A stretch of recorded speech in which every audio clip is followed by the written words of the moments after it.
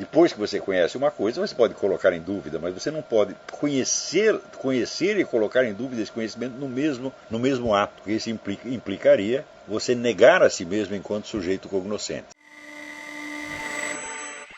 De fato, seria preciso levar em conta o seguinte, que o conhecimento que Deus tem das coisas não é como o nosso. O nosso conhecimento é puramente mental, né? Ao passo que o pensamento de Deus, ele é realidade, ele é um pensamento criador. Deus cria as coisas pela sua palavra. Não é isso? Você vê logo no começo da Bíblia, quando Deus fala, faça-se a luz, pronto, aparece a luz. Eu quero ver alguém fazer isto. Quer dizer, o nosso conhecimento é uma pura representação da realidade, ele não é a realidade. Tá certo? E basta isso para que seja necessariamente um conhecimento deficiente, em comparação com o conhecimento divino, evidentemente. Porém, esse conhecimento é o único adequado ao ser humano.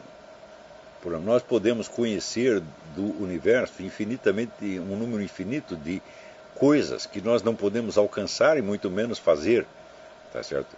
Então, quer dizer, a medida entre conhecimento humano e conhecimento divino, a proporção aí é incomensurável, não só quantitativamente, mas também qualitativamente.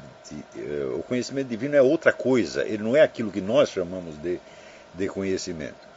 Quando você vê ali na Bíblia, por exemplo, que fala da árvore da vida e a árvore do conhecimento do bem e do mal, né, isso se trata evidentemente do conhecimento divino do bem e do mal, o qual não é o nosso conhecimento. Deus determina o que é o bem e o mal.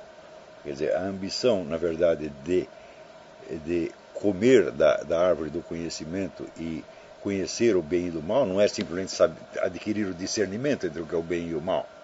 Tá certo? Isso é uma capacidade humana natural. Tá certo? É o indivíduo adquirir o poder de determinar o bem e o mal. Tá certo?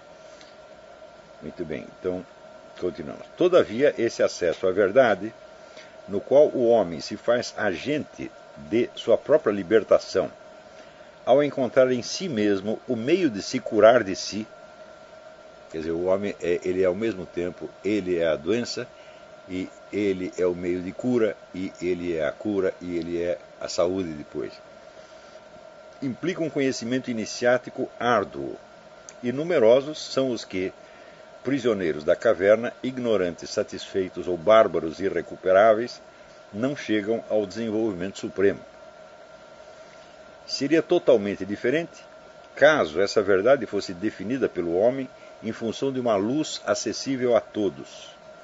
O acesso à verdade seria então lugar a uma instauração da verdade por um saber universalmente comunicável. Ou seja, bastaria declarar a verdade e ela está ao alcance de todo mundo. É isso que ele quer dizer com a instauração. Ao passo que no outro caso havia um elemento secretivo, na verdade havia um véu e a retirada desse véu podia ser muito trabalhosa, mas a verdade era algo que existia fora do homem, também existia dentro dele, e que seria acessível, quer dizer, você chegaria lá. Então, ela é uma coisa que transcende o homem de algum modo, mas à medida da qual ele pode crescer até abarcar a verdade, né? Isso é na perspectiva grega. O acesso à verdade seria, então, lugar a uma instauração da verdade por um saber universalmente comunicável. A essa tarefa consagrou-se o humanismo de Descartes. Com ele, a iniciação não comunicável se apaga em favor de um método que toma como ponto de partida que, aspas, a razão está inteira em cada um. Fecha aspas. A verdade vai assim sair do santuário onde permaneceu oculta aos olhos dos profanos para vir habitar entre os homens ao tornar-se obra do entendimento. Mas, se trata de, aspas, bem conduzir sua razão e buscar a verdade nas ciências, fecha aspas, nem por isso a busca que visa instaurar a verdade deixa de começar por uma reflexão do homem sobre o homem, o qual chega a isso por uma inspeção do espírito. Ou seja, a via também não é muito diferente daquela concebida pelos gregos. Quer dizer, é um autoconhecimento que vai revelar para você, né, a verdade. Só que a verdade não é tida, então, como um segredo, algo que está oculto e precisa ser desocultado, mas como a obra normal da inteligência humana, a qual está, igual, como diz o próprio Descartes, em parte com ironia, em parte a sério, está igualmente repartida entre todos os homens. O mista, que no santuário esperava que a verdade lhe fosse revelada, cede lugar ao homem que, aspas, permanece o dia inteiro fechado sozinho numa estufa, como o próprio Descartes, né? E que tomou a resolução de estudar-se a si mesmo. Mas esse homem vai, ele também, trabalhar em esculpir a sua própria estátua. E ele vai raspar, limpar e remover o supérfluo e endireitar o que é oblíquo. Só que em vez de fazê-lo no curso de um processo iniciático, ele vai fazer pelo simples exame racional da situação. Pois tal é mesmo o trabalho de abordagem ao qual se consagra Descartes na primeira meditação, onde ele se entrega a uma autodepuração que, através da dúvida, deve conduzi-lo a descobrir o indubitável, do caminho desde a dúvida até a certeza. A difícil demarche iniciática, segundo a via ascendente praticada por Plotino, corresponde, agora, a uma laboriosa operação de ascese intelectual que permite a Descartes chegar às evidências fundadoras. Descartes vai em direção ao verdadeiro, sem que isso tenha... Aqui sai um sem com N, corrijam. Sem...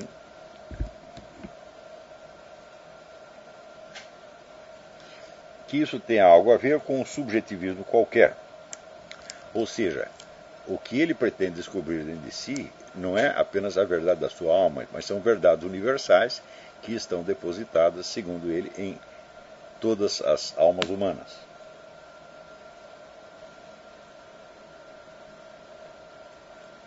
Ele vai aí partindo de si próprio,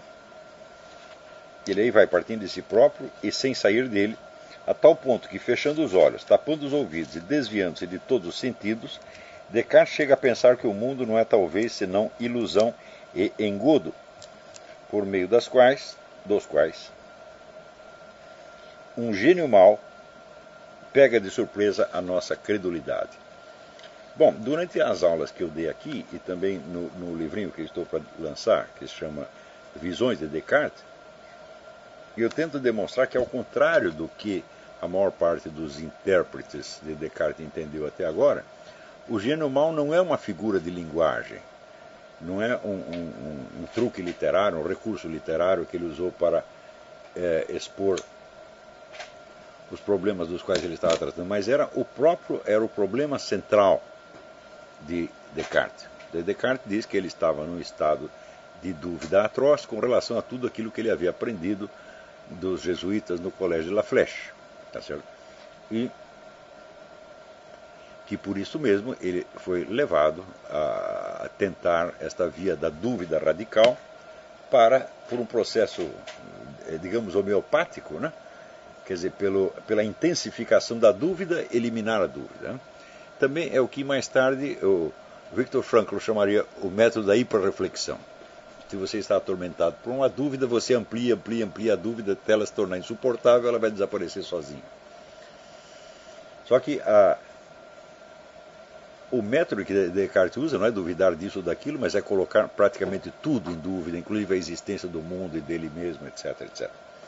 E eu me pergunto se a simples dúvida quanto a determinados pontos doutrinais específicos que ele aprendeu poderia levá-lo a criar e a adotar um método tão radical. Mas eu também enfatizo que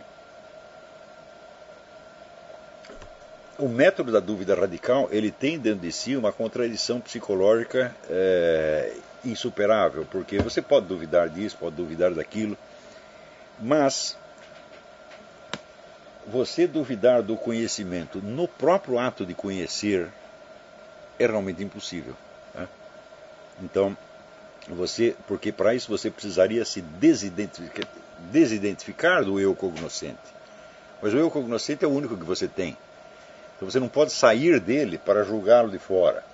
Você pode Depois que você conhece uma coisa, você pode colocar em dúvida, mas você não pode conhecer e colocar em dúvida esse conhecimento no mesmo ato, tá certo? Porque isso implicaria você negar a si mesmo enquanto sujeito cognoscente. E isso Descartes não faz. Ele diz que faz, mas não faz efetivamente. Então, esse método da dúvida hiperbólica, segundo eu entendi, ele não podia ser explicado por uma simples dúvida intelectual. Era preciso algo de mais profundo. Que, vamos dizer, sugerisse a Descartes a necessidade de um tratamento radical, um tratamento cirúrgico, por assim dizer. E o que eu vi foi que naquele período ele estava de fato num estado de dúvida religiosa muito profunda. Ele na Holanda teve muita convivência com os protestantes. Ele participou, vamos dizer, de um exército protestante e depois de um exército católico. Existem suspeitas de que ele fosse um agente secreto dos jesuítas na Holanda, também não sei, mas se fosse agente secreto, é evidente que, por isso mesmo, o sujeito é obrigado a levar uma vida dupla, e a vida dupla não é uma coisa muito favorável, vamos dizer, à estabilidade e tranquilidade mental, né? Então, eu via que Descartes estava realmente vivendo um drama, ele não sabia mais no que ele acreditava. Então, veja que na Holanda, mais tarde, ele teve 2 períodos na Holanda, mas já nesse primeiro período, ele certamente recebeu, vamos dizer, o impacto da influência protestante. E embora ele declare sempre a sua fé católica, as suas ideias não conferem com isso, como nós vamos ver daqui a pouco. Então, naqueles 3 sonhos que ele teve na Alemanha, eu não lembro exatamente o ano, acho que foi 1511, não, bom, me perdi no tempo, 1611.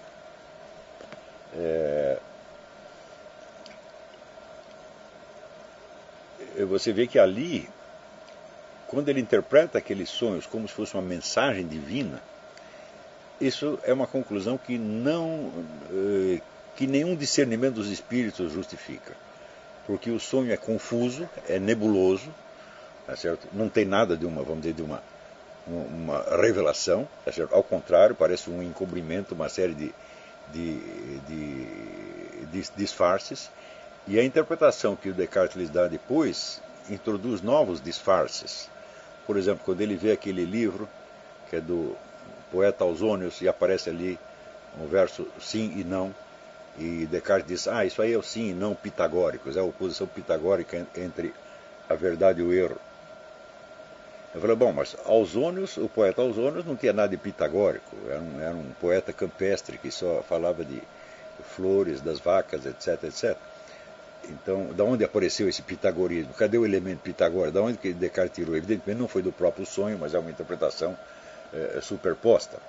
Mas o sim ou não pode ser visto, sim, como a expressão de uma dúvida moral, dúvida religiosa. Quer dizer, eu sigo isto ou aquilo, né? Então, na verdade, aquilo expressava o próprio estado de dúvida. E você vê que na mesma época, Descartes encontra a peça de Plauto, o Anfitrião, no qual já está colocado, com 1000 e tantos anos de antecedência, o tema do engodo universal e o tema do cogito, da consciência que o eu tem de si mesmo, como garantia contra a dúvida universal. Quer dizer, Descartes encontra isso pronto numa peça. E ele repete esse argumento, ele jamais cita a fonte. Quer dizer que o argumento do gênio mau aparece para ele como a primeira formulação séria da dúvida integral. E ele o recebe pronto. Então, o gênio mau não é de maneira alguma um artifício, ele é o próprio problema. Quer dizer, ele é a dúvida universal.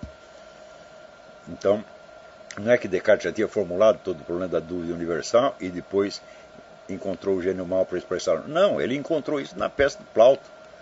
Então, ao ler isto, foi como se ele encontrasse ali a descrição do seu próprio estado interior. E, portanto, já a primeira formulação do problema da dúvida universal, né? Então, Então isso está lá no meu livrinho que deve sair, sei lá, daqui uns meses.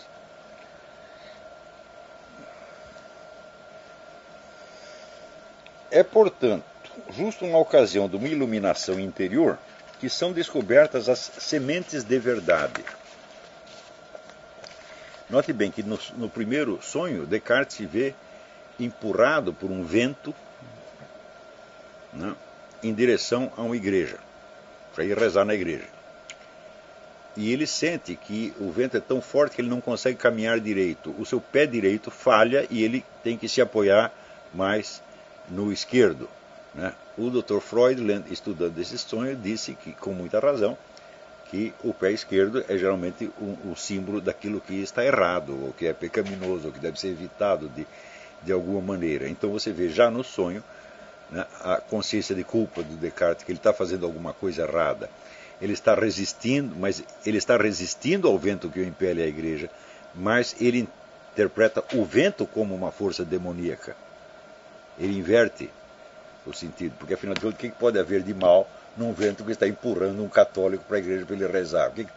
Não há nenhum elemento maligno ali, mas há certamente o medo, e Descartes associa esse medo então à consciência de culpa que ele tem dos seus pecados. Mas que grandes pecados poderiam ter sido estes? É verdade que ele teve um caso amoroso com a empregada e teve uma filha ilegítima, mas depois batizou a filha, mas isso foi muito mais tarde.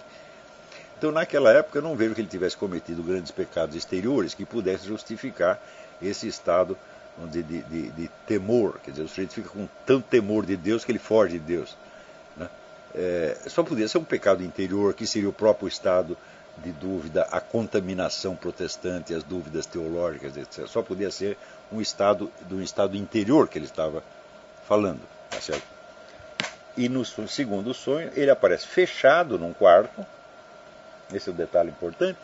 O quarto, evidentemente, simboliza a sua própria mente, porque no primeiro sonho, depois aparece alguém que lhe oferece um melão, não é isso? E os melões, na literatura francesa da época, eram um símbolo de tudo que existe de mais delicioso no mundo. E o Descartes diz que este melão, esse objeto de prazer, era para ele a solidão meditativa. Quer dizer, ele poderia se afastar de todo mundo, ficar fechado no seu quarto, investigando a verdade. E no segundo sonho, então, ele está fechado no quarto. E ele ali se sente protegido contra o vento. Mas se o quarto é a sua mente, e o vento é o símbolo mais tradicional do Espírito Divino, o indivíduo se fecha na sua mente, fugindo do Espírito Divino. Isso é óbvio. O Dr. Freud dizia que esse era o que eles chamam sonho vindo do alto. Sonho vindo do alto não quer dizer uma inspiração divina, quer dizer apenas um sonho que tem, vamos dizer, que oferece automaticamente a sua própria interpretação, já na própria formulação da história, na própria narrativa, já tem um significado auto-evidente. Só que Descartes inverte esse significado, né? Então, ele é o homem que está impelido pelo Espírito Divino e ele se refugia do Espírito Divino no seu próprio quarto, onde ele tem, vamos dizer, o prazer de ficar ali pensando. E daí aparecem várias luzinhas no quarto, e essas luzinhas então são o quê? As tais sementes de verdade que ele diz ter descoberto. Sementes de verdade que as escórias das quais elas haviam recoberto os sentidos e os nossos preceptores haviam tornado irreconhecíveis. Assim, doravante a verdade é aquilo que o homem compreende graças à luz natural que está nele e à qual ele pode ter acesso após ter transposto os obstáculos que a mascaravam. Você vê que o tema da máscara ainda existe, tá certo? Só que, no contexto grego, né, você arrancar os véus que mascaravam a realidade impõe uma série de exercícios ascéticos, uma série de práticas iniciáticas, o guiamento por um mestre, etc, etc. E aqui, no caso, não. Descartes era basta eu sentar aqui e examinar a coisa à luz da minha própria razão, e eu mesmo, através desse exame crítico, eu removerei as máscaras que encobrem a verdade. Em consequência, aqui também pode-se dizer que a verdade é aquilo a que chega o pensamento que se pensa a si próprio. Note bem que Aristóteles havia descrito a mente divina como noesis noesios, o conhecimento do conhecimento. Tá certo? E, evidentemente, nós também podemos ter algum conhecimento do conhecimento. Nós podemos tomar uma consciência da nossa própria atividade conhecedora, o que nos torna, de alguma maneira, análogos a Deus. Mas o análogo, a analogia, é uma síntese de semelhanças e diferenças. Ele não é uma igualdade de maneira alguma, tá certo? Sobretudo, é uma diferença de proporções. Já que, aspas, tudo aquilo que sabemos claramente ser verdade é verdade. Né? Eu até coloquei no livrinho, como epígrafe, o haikai do Antônio Machado, que diz: "En mi soledad he visto coisas muito claras que não são verdade." Então, esta identificação, vamos dizer, da clareza e do sentimento de evidência com a verdade propriamente dita é um passo de uma ousadia extraordinária que Descartes dá. Quer dizer, tudo aquilo que me parece claro é verdade. Né? Ainda falta demonstrar isso, porque uma coisa é o sentimento de evidência, tá certo? E outra coisa é uma evidência forçosa. Não é isso? E a clareza não tem absolutamente nada a ver com isso. Às vezes, para você, aquilo que é o mais evidente pode ser muito difícil de você perceber, tá certo? E que o cogito, primeira ideia clara e distinta, foi descoberto mediante um retorno do espírito a si mesmo. Então, o espírito sozinho, vamos dizer, sem nenhuma ajuda divina particular e sem a necessidade de nenhum processo iniciático, ele descobre dentro de si uma primeira verdade fundante e, a partir dessa verdade, ele pode, então, construir todo o universo do conhecimento por si próprio, e esse universo do conhecimento construído por este indivíduo deve coincidir, em princípio, com os universos de conhecimentos construídos por todos os outros seres humanos, já que a razão é a mesma e igual em todos. Essa verdade instaurada pelo homem a partir das ideias claras e distintas não tem senão de se desdobrar segundo aquelas, aspas, longas cadeias de razões todas simples e fáceis, das quais os geômetras costumam servir-se para chegar às suas mais difíceis demonstrações. Ou seja, dadas algumas premissas iniciais, e a primeira das premissas é a certeza do eu por si mesmo, tá certo? O resto se segue por dedução, por via dedutiva, construção de uma demonstração geométrica. Pode-se, desde então, construir o edifício da ciência e da técnica, graças às quais nos tornaremos, aspas, como que senhores e possuidores da natureza. Eis-nos, portanto, em presença, não mais de uma filosofia da contemplação, mas de uma filosofia da ação. Isto aqui é fundamental, porque, no sentido grego, a verdade tinha, vamos dizer, uma acepção contemplativa. A verdade é algo que existe e que nós vamos ver. Em Descartes você já não vê a verdade, você apreende a premissa fundante e você constrói o resto da verdade. E esta construção, que é a construção do universo da ciência e das técnicas, lhe dá então o poder de ação sobre o mundo exterior. Nesta época de Descartes, quer dizer, a tendência de passar de um conhecimento enquanto contemplação, enquanto visão, tá certo? A um conhecimento enquanto domínio técnico é geral. Você vê isso em Bacon, em Galileu, Newton, praticamente todo mundo. Né? No entanto, quaisquer que sejam as suas diferenças, uma e a outra conduzem a uma autodivinização do homem. Não, só que a autodivinização aqui é um pouco diferente. Né? Quer dizer, nos dois casos, evidentemente, é o próprio homem que se salva a si mesmo da sua condição terrestre. Mas no primeiro caso, há uma transformação interior do homem em Deus. Quer dizer que pelo conhecimento, e pelo conhecimento do conhecimento, o homem adquire uma visão que coincide com a visão que o próprio Deus tem dele e, portanto, ele já está transfigurado em Deus.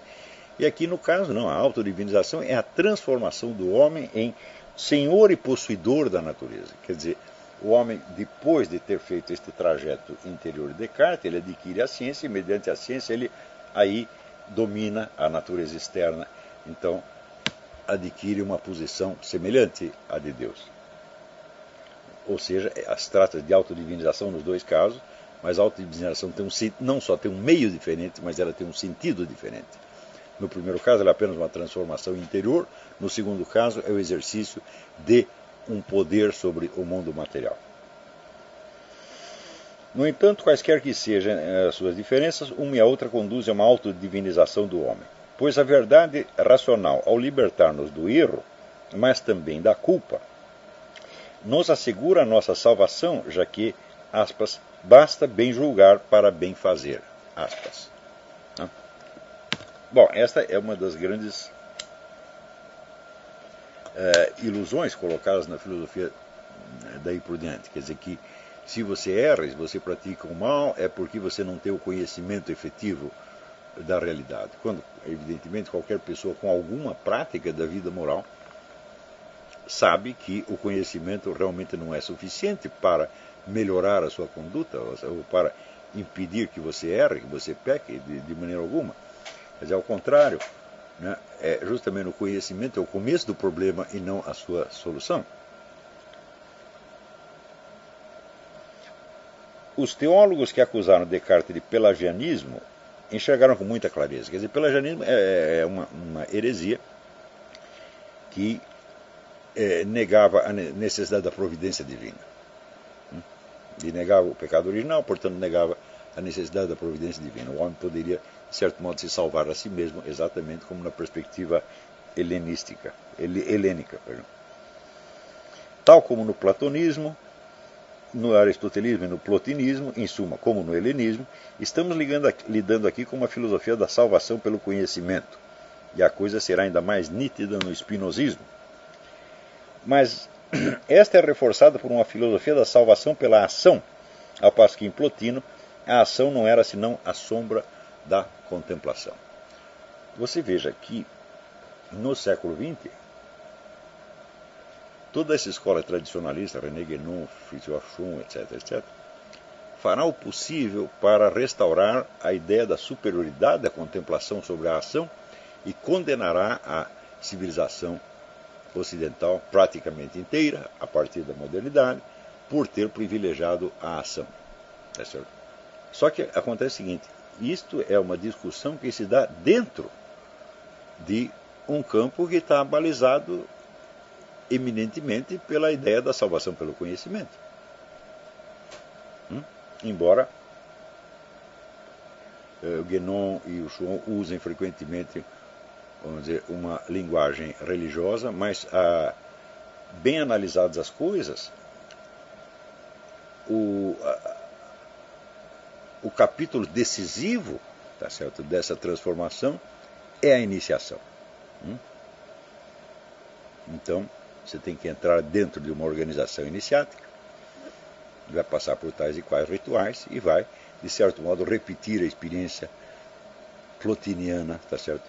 E transformar-se em Deus de alguma maneira. Tá certo? Então, você vê aqui, a raiz gnóstica é comum nos dois. Não uma raiz gnóstica explícita, mas está ali de qualquer maneira. Em que uma leva, uma dessas linhagens, leva a ideia do domínio sobre a natureza e, portanto, vamos dizer, ao predomínio da ação. É o mundo do Dr. Fausto, é isso? O homem fáustico, que quer o domínio do mundo. E a outra volta as costas ao mundo para transformar-se em Deus. Eu digo, mas esses dois problemas são puramente gnósticos, né? Não tem... como diz, é uma briga interna.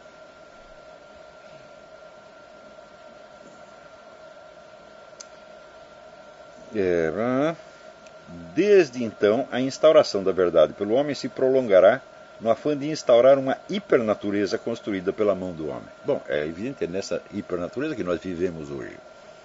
Quer dizer, nós vivemos numa rede de equipamentos técnicos de toda sorte, sem a qual não sobreviveríamos nem por 20 minutos. Então, isso quer dizer que, como dizia Levi Strauss, que entre o ser humano hoje e a natureza existe uma almofada sociocultural, civilizacional. Você não tem acesso direto, tá certo? À natureza, a própria ideia de natureza que você faz já é uma natureza vista pela lente da técnica, e é vista de duas maneiras. Ou ela é vista como matéria-prima para a transformação tecno-industrial das coisas em objetos humanos, tá certo? Ou é vista como um depósito misterioso de um conhecimento sacro que teria sido, né, abandonado há muito tempo. Você vê que nesses filmes de Hollywood não aparece um índio que não seja um sábio iniciado, né? Os brancos são sempre uns idiotas, né, que só tem o poder técnico, e o índio tem, vamos dizer, o segredo iniciático, né? De maneira que Deus está sempre do lado dos índios. Agora, se fosse assim, eu não entendo por que os índios sempre perdiam a guerra, né? Se eles têm um conhecimento realmente superior, né, diretamente divino, então deveriam ter algum predomínio, a não ser que Deus lhe tivesse virado as costas.